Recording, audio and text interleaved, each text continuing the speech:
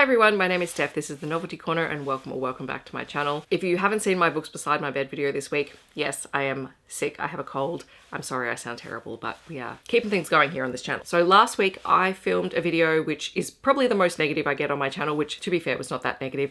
It was my 5 more books that I won't be reading video.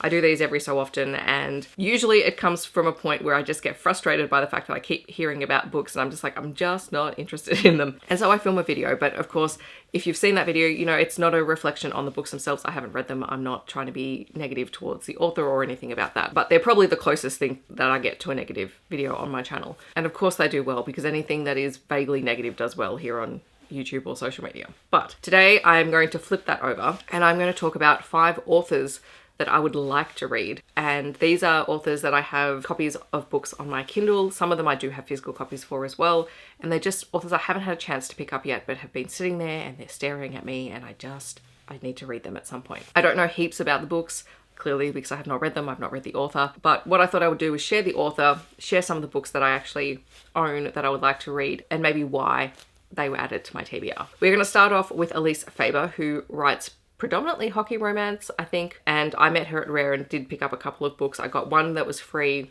one that I bought from her, and she was also included in the anthology for Rare. And I also have a stack of her books on my Kindle because she's had a bunch that have gone up for free on Kindle over the last couple of months. So I just keep downloading them, knowing that if I like it, I'll at least have options to continue reading. So some of the books that I have are Cap and Blocked, which I think are part of the same series, Love, Pucks and Other Stories, and also Luke and Lexi, which does have another name. This seems to be a discrete cover. This was the free book from Rare, so I don't know if this edition was made widely available or whatnot, but I have it.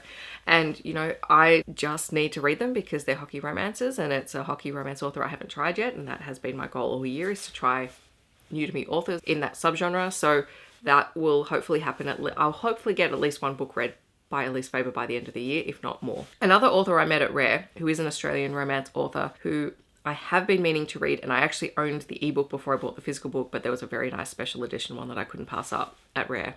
And it was just a nice opportunity to go and meet her, is Token Huntress by Carrington-Russell. Carrington-Russell also runs a YouTube channel where she interviews other authors and people in the book industry about indie publishing. So if you are interested, go check out her channel. She is fantastic. And Token Huntress is an urban fantasy paranormal-ish story. I think it is about vampires and vampire hunters. I'm definitely going to be reading this. I think I'm saving it for October. I'm doing a series of videos around different paranormal romance themes in romance in October. So fingers crossed I get to it because I'm very, very excited. Then there is Lucy Lark. So she has a book called Dreadful Desires, which I believe is paranormal romance / monster romance. And I believe it is also Why Choose. I'm always interested in that. Like, let's be real. I'm very curious about it. I don't know if it leans more fantasy-ish than paranormal-ish, but I'm willing to give it a try and see what it's like, because it's been a bit of a while since I dipped my toe into that side of the romance Why Choose space. I've been more contemporary this year.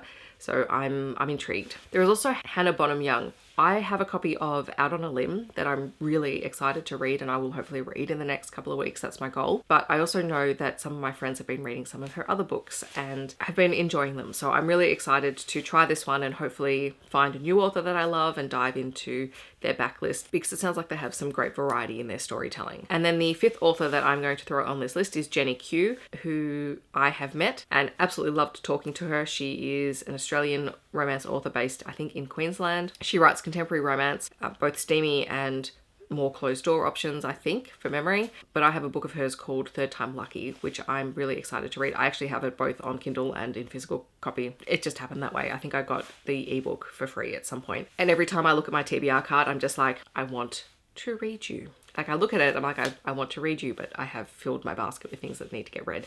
So it will happen.